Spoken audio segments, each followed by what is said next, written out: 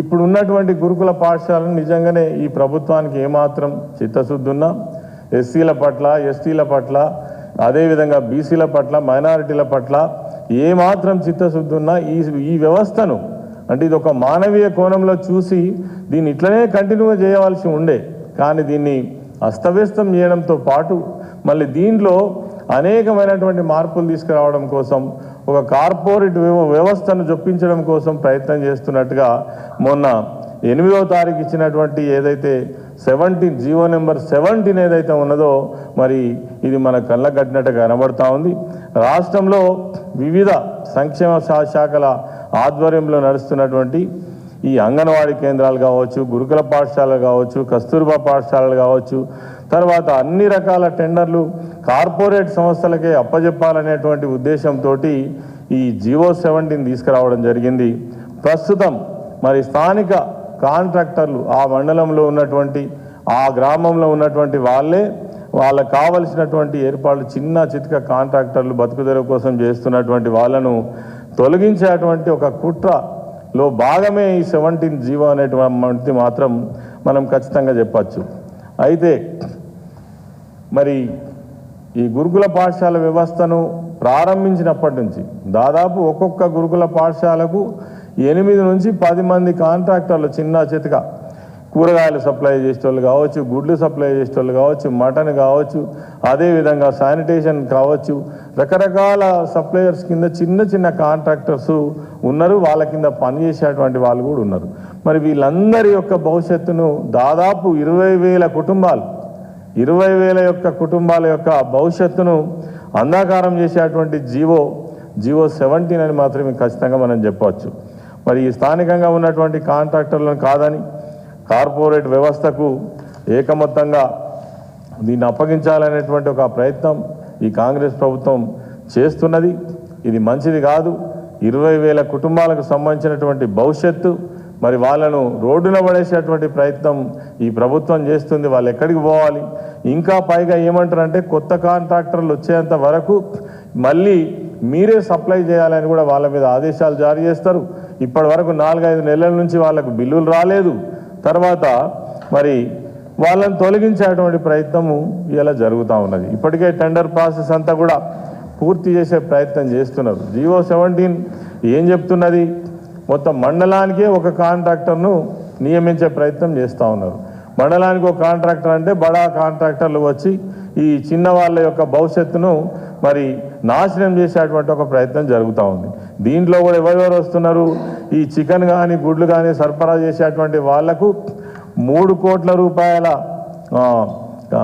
Turnover ఉండాలి, yearly turnover, లేదంటే 50 లక్షల రూపాయలేమో వాళ్ళు ఈఎండి ఖచ్చితంగా కట్టేటువంటి సిస్టమ్ తీసుకొస్తా ఉన్నారు. గత ప్రభుత్వంలో ఈ చిన్న కాంట్రాక్టర్స్ కాబట్టి వీళ్ళకు పెద్ద భారం ఉండద్దనే ఉద్దేశంతో కేసీఆర్ గారి హయాంలో 1000 రూపాయలు టెండర్ ఫామ్ ఉంటే ఇవాళ 5,000, 10,000, 25,000 రూపాయలతోటి టెండర్ ఫామ్లు కూడా అమ్ముకునేటువంటి ప్రయత్నం చేస్తున్నారు. గతంలో మహిళా సంఘాలు ఎవరైనా అప్లై చేస్తే ఆ మహిళా సంఘానికే మనం కేటాయించినటువంటి పరిస్థితి నుండి ఇవాళ మళ్ళీ కార్పొరేట్ వ్యవస్థ చేతిలోకి వెళ్ళిపోతున్నది. చాలా దారుణం. మరి దీన్ని మొన్ననే మా ప్రవీణ్ కుమార్ గారు ఈ గుడ్లకు సంబంధించినటువంటి కాంట్రాక్ట్ విషయంలో కూడా ఇది ఒక పెద్ద స్కామ్, దీని మీద దర్యాప్తు జరగాలి. ఎప్పుడైతే 5 రూపాయల 50 పైసలు ఉన్నటువంటి కోడిగుడ్డు ధర ఏకమొత్తంగా 7 రూపాయలు ఒకేసారి చేయడం అనేటువంటిది, అదేవిధంగా దీన్ని సెంట్రలైజ్డ్ చేసి రాష్ట్రం మొత్తంలో ఒకే కాంట్రాక్టర్ గుడ్లు సప్లై చేయాలనేటువంటి ఈ ఉద్దేశం ఏదైతే ఉందో మరి ఖచ్చితంగా ఎవరినో బతికించడం కోసం ఎవరో లాభాపేక్ష కోసం చేస్తున్న ప్రయత్నం తప్ప ఇంకొకటి కాదు.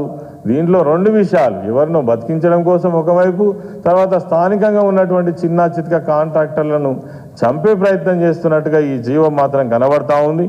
తర్వాత 20,000 కుటుంబాలకు సంబంధించిన భవిష్యత్తు, వాళ్ళు ఎక్కడికి పోవాలి, ఏం చేయాలి? ఇప్పటికే 4-5 నెలల నుంచి బిల్లులు రాక మరి ఎదురు చూస్తున్నటువంటి వాళ్లకు ఆ ఉన్న ఉపాధి కూడా తీసేసే ప్రయత్నం చేయడం చాలా దారుణం. దీన్ని తీవ్రంగా ఖండిస్తూ ఉన్నాం. వెంటనే ప్రభుత్వం కానీ సంబంధిత అధికారులు కానీ దీన్ని ఈ జీవోనే రద్దు చేసుకోవాలని కూడా డిమాండ్ చేస్తూ ఉన్నాం. అదేవిధంగా సంబంధిత శాఖ మంత్రి లక్ష్మణ్ కుమార్ గారు సోషల్ వెల్ఫేర్ మినిస్టర్గా ఉన్నాడు.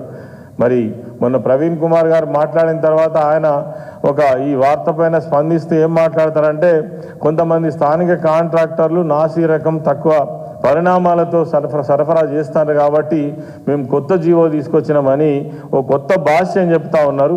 మరి ఇది చాలా దారుణం. ఎందుకంటే తెలంగాణ ప్రభుత్వంలో దాదాపు 10 సంవత్సరాల పాటు ఎప్పుడు ఎక్కడ ఏ రకమైనటువంటి చిన్న డిస్టర్బెన్స్ లేకుండా, ఒక్క విద్యార్థి మరణం లేకుండా, ఎక్కడ కూడా ఫుడ్కు సంబంధించినటువంటి కంప్లైంట్ లేకుండా వాళ్ళకి అన్ని రకాల దుస్తులు కానీ, పుస్తకాలు కానీ, ఉన్నతమైనటువంటి విద్య కానీ అన్నీ అందించినటువంటి వ్యవస్థను మీకు చాతగాక చేయరాక 20 నెలల్లో దీన్ని అంతా కూడా సర్వనాశనం చేసి ఇలా మళ్ళా కొత్త జీవో తీసుకొచ్చి ఒక కొత్త నాటకం ఆడుతున్నారు.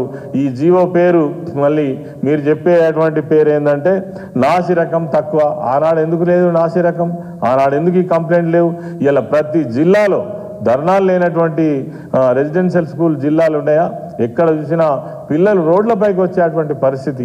10 సంవత్సరాలలో ఎక్కడ ఏ విద్యార్థి కూడా నోటి నుండి మాట ఎత్తకుండా అసలు రెసిడెన్షియల్ స్కూల్లో మాకు సీట్ వస్తే మా జీవితమే మారిపోతుంది, అంతకంటే అదృష్టం లేదనేటువంటి భావనతో ఉన్నటువంటి రెసిడెన్షియల్ వ్యవస్థనే సర్వనాశనం చేసిండ్రు. అందుకే ఒక్క రెసిడెన్షియల్ స్కూలే కాకుండా సిఓఈ సిస్టంలో కూడా ఎవరైతే పెద్ద కార్పొరేట్ సంస్థలలో విద్యా సంస్థలలో చదువుకోలేనటువంటి వాళ్లకు అవకాశం కల్పించి, అన్ని వసతులు కల్పించి, వాళ్ళకు ప్రోత్సాహకాలు ఇచ్చి, విదేశీ విద్యకు ప్రోత్సాహం ఇచ్చినటువంటి ప్రభుత్వం గత ప్రభుత్వం. మీకు చాతగాక చేయరాక ఆ ఉన్నటువంటి వ్యవస్థను నడపరాక ఇలా 20 నెలల్లోనే ఈ వ్యవస్థ అంతా సర్వనాశనం చేసి 103 మంది పిల్లల ఉసురు పోసుకొని ఆ తల్లిదండ్రుల కడుపు కోత కారణమై మళ్ళీ ఇలా కొత్త విషయాలు మాట్లాడుతున్నారు. మరి ఎవరో దీంట్లో నాసి రకమని. ఎందుకు మీకు చేతగాలే? ఎందుకు పర్యవేక్షణ లేదు? ఇప్పటి వరకు విద్యాశాఖకు మంత్రి లేడు. సోషల్ వెల్ఫేర్ మినిస్టర్గా మీరు వచ్చిన తర్వాత దీని మీద ఏ రకమైన చర్యలు తీసుకున్నారు? ఒక దొంగ జీవో ఇచ్చి పెద్ద మనుషులను కాపాడడం కోసమే ఈ జీవో అయితే ఈ రెసిడెన్షియల్ పాఠశాల వ్యవస్థ ఎట్లా జరుగుతుంది? ఇలా 25,000 రూపాయలు ఏదైతే టెండర్ ఫామ్ తీసుకోవడానికి ఎవరు ముందుకు రావడం లేదు. మరి దీన్ని ఎట్లా నిర్వహిస్తారు? మొత్తం రెసిడెన్షియల్ వ్యవస్థ కేసీఆర్ గారు పెట్టిండ్రు కాబట్టి దీన్ని సర్వనాశనం చేయాలనేదే మీ ఉద్దేశమా? అయితే దీన్ని నాశనం చేయండి. ఒక సంవత్సరం 6 లక్షల మంది పిల్లలు చదివేటువంటి, అదేవిధంగా బెస్ట్ అవైలబుల్ స్కూల్ కావచ్చు, ఇతర వ్యవస్థలలో చదివే పిల్లలు చూస్తే దాదాపు 7-8 లక్షల మంది పిల్లల భవిష్యత్తోటి ఈ ప్రభుత్వం ఆడుకుంటుంది. వాళ్ళ జీవితాలతో ఆడుకుంటుంది.